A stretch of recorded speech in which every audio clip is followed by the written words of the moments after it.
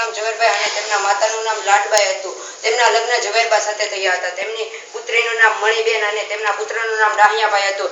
તેમના પિતા ઝવેરભાઈ કરમચંદમાં એક સામાન્ય ખેડૂત હતા અને તે સ્વામિનારાયણ ધર્મ પાળતા હતા. સરદાર વલ્લભભાઈ પટેલ બાળપણથી જ નીડર હતા.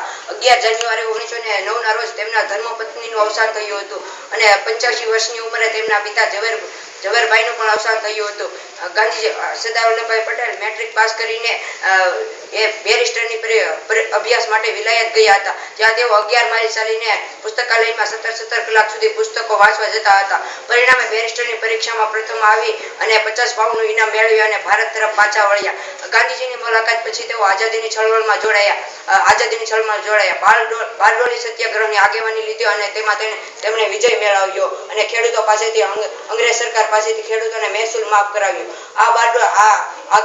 આઝાદીની ચળવળમાં તે ઘણીવાર જેલમાં ગયા. જેલમાં તે ભગવદ્ ગીતા અને રામાયણનો પાઠ કરતા હતા. 15મી ઓગસ્ટ 1947 ના રોજ આપણો દેશ આઝાદ થતા સરદાર વલ્લભભાઈ પટેલ ગૃહમંત્રી અને નાયબ વડાપ્રધાન બન્યા. ત્યારે દેશમાં 562 જેટલા દેશી રજવાડા હતા. આ રજવાડાને ભારત સંઘમાં જોડવાનું કામ ઘણું કપરું હતું, પણ સરદાર વલ્લભભાઈએ ધીરજ અને કુનેરથી સૌને સમજાવી આ કામ પાર પાડ્યું હતું. ત્યારથી તેઓ લોખંડી પુરુષ કહેવાયા. 15 ડિસેમ્બર 1950 ના રોજ આ મહાન નેતા સરદાર વલ્લભભાઈ પટેલનું અવસાન થયું હતું.